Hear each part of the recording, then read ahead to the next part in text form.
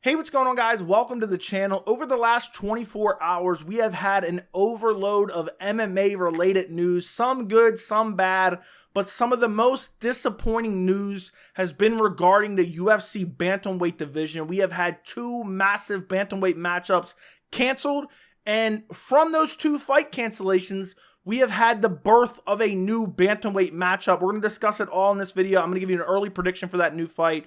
But the initial fight that was canceled, Cory Sandhagen versus Umar Nurmagomedov, the main event of UFC Fight Night Nashville on August 5th. Umar Nurmagomedov pulls out with a shoulder injury. Super disappointing. And then at UFC 292, we were supposed to get Rob Font versus Song Yadong. Song Yadong pulls out due to undisclosed reasons. And now, because of that cancellation, we are now getting Cory Sandhagen versus Rob Font as the main event in Nashville on August 5th. I love that matchup. I'm going to give you an early prediction later in the fight, but this kind of messes up the entire title picture at bantamweight a little bit. It's nothing crazy, but as I was kind of looking over these cards, if a certain particular set of circumstances happen, don't be surprised if Cody Garbrandt ends up in a title shot very, very soon. I know that sounds crazy, but we're going to talk about that later in the video as well. But the first fight cancellation, you have Cory Sandhagen versus Umar Nurmagomedov on August 5th. Very disappointed in this one. This one hurt bad. This was one of the best non-title fights of the rest of the year because I am a big fan, and I've talked about this recently. I'm a big fan when you have a guy that looks super impressive, that looks like he may be an elite fighter, that looks like he may be a future title contender or a future champion. I'm a big fan of kind of leapfrogging him to the top and just seeing, can they sink or will they swim? You know, I talked about it in the past with the Khamzat Chimaev-Leon Edwards fight that was booked 3 times over when Khamzat wasn't even ranked and Leon was ranked, I think, top 3. I talked about it when they booked Petr Yan versus Sean O'Malley. There's a few instances of this, and this was one of those matchups. Umar Nurmagomedov has looked very good. He looks like a future title contender. He looks like a future title contender even, or a future champion even, but we haven't seen him against the best competition. And Umar Nurmagomedov fought in January. He said, I want to turn around. I want to fight in March at UFC 285. The UFC could not get him a fight. Apparently, multiple people were turning him down. And the UFC finally got him a fight. And it's with top 5 ranked Cory Sandhagen. I'm like, oh, Umar Nurmagomedov, we're going to find out just how good Umar Nurmagomedov is. And I was so happy. I'm like, shout out to Cory Sandhagen for taking this fight. And now Umar hurts his shoulder in training and pulls out. Super unfortunate. Very devastating news because this matchup, not only was it a very interesting test for Umar Nurmagomedov, this had title implications on the division because you have Aljamain Sterling versus Sean O'Malley at UFC 292. If Aljamain Sterling wins that fight, he may vacate or relinquish and go up to potentially fight for a featherweight belt. At least he says he doesn't want to hold up the division. He wants to give his teammate and friend Merab an opportunity to win the belt. So if that happened where Aljo decided to go up, you basically have a vacant belt. You have Merab at the top of the division, who is considered the #1 contender right now. There's not a clear number 2. And I thought the winner of Sandhagen versus Nurmagomedov would have been that clear number 2 to fight for that vacant bantamweight title. And now it's not happening. It's super disturbing news. This was heartbreaking. I'm not going to lie. When I saw this news, I was really devastated about it because Cory Sandhagen is so good. We know how good he is. I want to see Cory Sandhagen in a title fight. And just the way he fights, he's one of the most underrated fighters, I think, underappreciated fighters, because not only does he have a very fan-friendly style to watch in terms of the flashiness and the diversity of attacks and the flying knees. Look at the way he put out Frankie Edgar. Look at the way he put out Marlon Moraes, who I know is a dead body, but at that point, that was still a good win with that spinning back heel kick. And then he's on a 2-fight win streak. Beat Song Yadong, who Song Yadong's surging in the division right now as well. Beat Marlon Vera. I know it was a split decision, but shouldn't have actually been a split decision.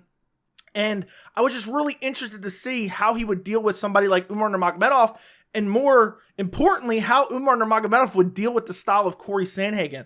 So this fight being canceled was a real just punch in the gut. It's super unfortunate because Umar Nurmagomedov, the best fighter he's fought to date, Ronnie Barcelos. And I'm telling you right now, Ronnie Barcelos, he's a veteran. He's been around for a while. He's decently well-rounded. He ain't even in the same universe in terms of skill level as Cory Sandhagen. So this one was really sad, and I feel bad for anyone going to UFC Nashville because I know those people were really looking forward to this main event. But unfortunately, Sandhagen versus Nurmagomedov is canceled. The other fight cancellation, we have Rob Font versus Song Yadong was canceled. Song Yadong pulled out. This is unfortunate. This was kind of a contender matchup. Whoever won this fight was going to put themselves in a good position in the next fight or two to be in that title contention. Song Yadong coming off that big win over Ricky Simon where he TKO'd him in the 5th round. Rob Font coming off that big win at UFC 287 against Adrian Yanez where he brutally KO'd him in the 1st round. A lot of people were counting out Rob Font. So to have this fight canceled was just a second gut punch because this was very compelling. I think Song Yadong, as young as he is, it's crazy how young Song Yadong is. He's still improving massively, and he already looks like one of the elite in the bantamweight division. He was very competitive in his fight with Cory Sandhagen, and it got stopped due to a cut. I thought he was losing the fight anyway, but it's just very unfortunate this fight is off UFC 292. And also the fact that UFC 292 was looking so good in terms of bantamweight matchups. I've talked about it in previous videos. I was so excited for UFC 292 because you had so many bantamweight fights on the card. I love when the UFC stacks a card with the same division, multiple fights from the same division. And you had Aljamain Sterling versus Sean O'Malley. You had Marlon Vera versus Pedro Munoz, which was originally Marlon Vera versus Henry Cejudo. You then had Cody Garbrandt versus Mario Batista. And you also had Rob Font versus Song Yadong. And I was really looking forward. I was hoping they were going to make the entire main card outside of Weili Zhang versus Amanda Lemos. I was hoping they were going to make the entire main card all bantamweight fights. So then afterwards, we can really get to matchmaking and looking at, okay, who should fight who next. And it would really give just a clearer overall picture of the division because everyone would kind of be on the same timeline. You would see them all perform in the same night. So you could kind of start, fantasizing about future matchups and how they would play out and who looked better. And I was just curious. It was kind of like a mini tournament for UFC 292. So it's very disappointing that Song Yadong Rob Font was canceled. And also, it was going to be super interesting because both guys fan-friendly styles as well. Song Yadong, super fast, has a lot of power in his hands, great striking, great takedown defense. Song Yadong right now, I think he has a chance to beat Aljamain Sterling today. So I'm really disappointed. If anyone was going to pull out, I almost wish it was Rob Font. Rob Font's getting up there in age. I don't really see, even though I do think he can get back into that title picture, the older you get in the lower the weight class, it's not as likely to be able to work yourself back into that title picture, especially in a division like bantamweight, which is absolutely stacked. So I was really disappointed to hear this news as well. But the new fight we get now is going to be at UFC Fight Night Nashville. I almost said UFC 292 there. We are getting Cory Sandhagen versus Rob Font. Now, I still love this matchup. You have Cory Sandhagen on a 2-fight winning streak. He beat Marlon Vera, beat Song Yadong, 2 quality wins in the top 10 of the division, or at least I think Song Yadong was ranked in the top 10. He might have just been barely outside the top 10.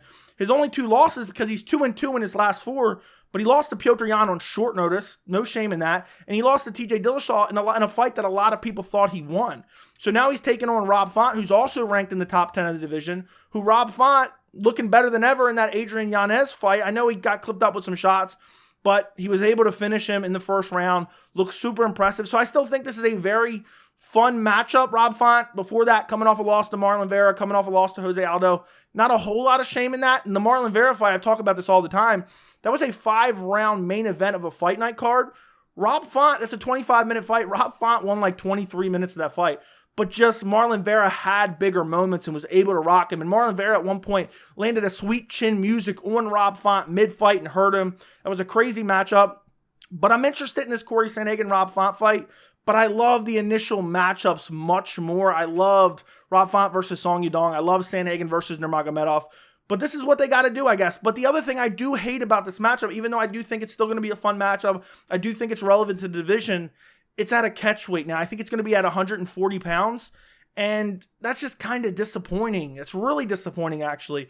Because no matter what the circumstances, a catch weight kind of, limits the impact on what does this mean for the bantamweight division. Because even though I know these guys are true bantamweights, they're fighting at 140 pounds. So it doesn't really mean a whole lot in the division. And the reason they're doing it is because Rob Font was supposed to fight on August 19th. He's now moving up and fighting on August 5th. So he's losing 2 weeks out. So he wasn't really prepared. It's right around the corner, only 2 weeks away. He wasn't really prepared to cut weight that early.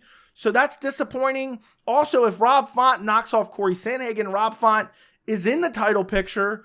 But Rob Font's lost recently to Marlon Vera. So it's just kind of a weird situation where I really thought, okay, we might see Song Yadong beat, my early predictions for the initial fights were Song Yadong beating Rob Font and then Cory Sandhagen beating Umar Nurmagomedov. But no matter what, you kind of had two guys who could challenge for a vacant belt in the very near future. So it's just disappointing. As far as an early prediction for Cory Sandhagen versus Rob Font, I have to go with Cory Sandhagen. Cory Sandhagen is so good, and he's underrated, to be quite honest. I feel like not enough people talk about him, and he's only 31 years old. He's in his prime.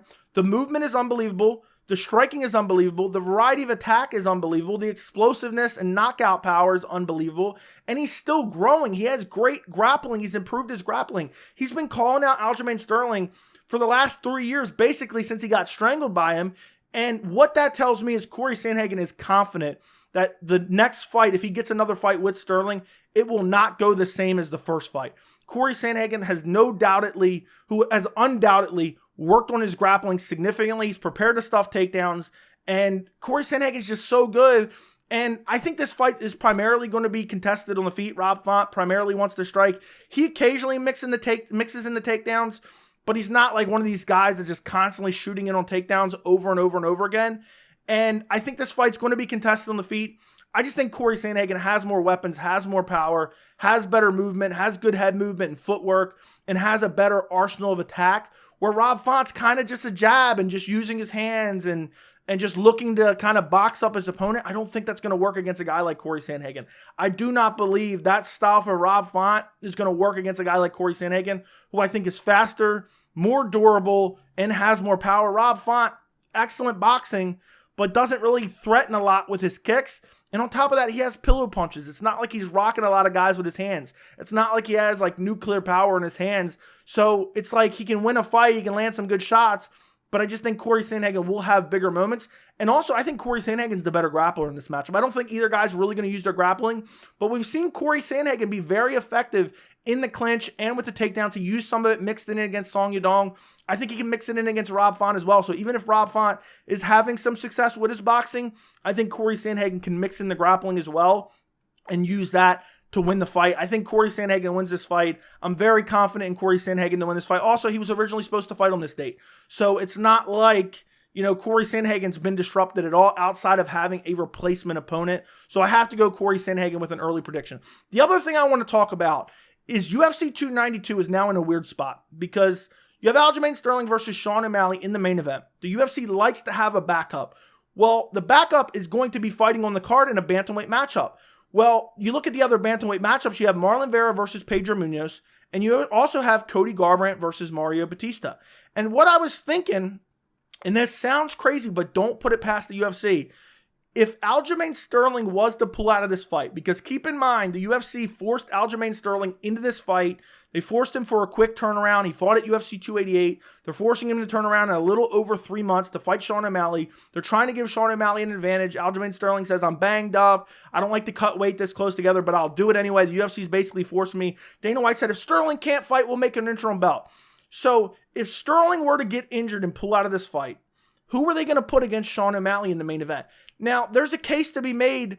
Marlon Vera could step in. Marlon Vera has that win over him. A rematch would be massively compelling. But Marlon Vera, in his last fight, he's coming off a loss. He's coming off a loss in his last fight. And are they really going to want to throw Marlon Vera in on a loss? And Marlon Vera is very dangerous. He could beat Sean O'Malley. So I don't think they're necessarily going to throw Marlon Vera in there. Are they going to throw Pedro Munoz in there? Pedro Munoz's last fight, he beat Chris Gutierrez, but are they really willing to put Pedro Munoz into a title shot? And when I look over the card and I imagine a scenario that I hope doesn't happen in Aljamain Sterling pulling out, I really think the UFC would put Cody Garbrandt in the main event for an interim title because Cody Garbrandt is a former champion, former bantamweight champion. He's coming off a win, no matter how ugly it was and that he almost lost in the third round, and no matter how washed up Cody Garbrandt appears to be and his chin is made of glass.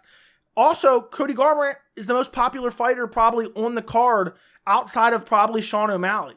In terms of especially the bantamweight division, you can make an argument, maybe Ian Gary, but I don't think so. Cody Garbrandt has the most name recognition. And on top of that, when Aljamain Sterling pulls out, or not when, if Aljamain Sterling were to pull out, I think the UFC's number one priority would be get a marketable fight, but not only get a marketable replacement fight, give Sean O'Malley the best opportunity to win.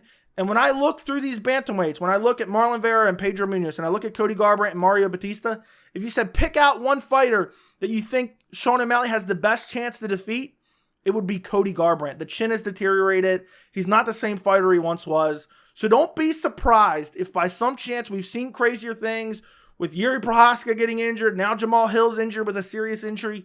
If Aljamain Sterling is to suffer an injury or pull out for whatever reason, don't be surprised if we get Cody Garbrandt versus Sean O'Malley for an interim title fight at UFC 292. I wish we weren't talking about all this because honestly, I wanted the Rob Font versus Song Yadong fight. I wanted one of those guys to kind of be the replacement. I thought that would be the most compelling matchup, potentially Song Yadong after that big win over Ricky Simone. But unfortunately, this is the way the division has played out. Let me know what you guys think down in the comments. Don't forget to like the video. Don't forget to subscribe to the channel. And thank you so much for watching.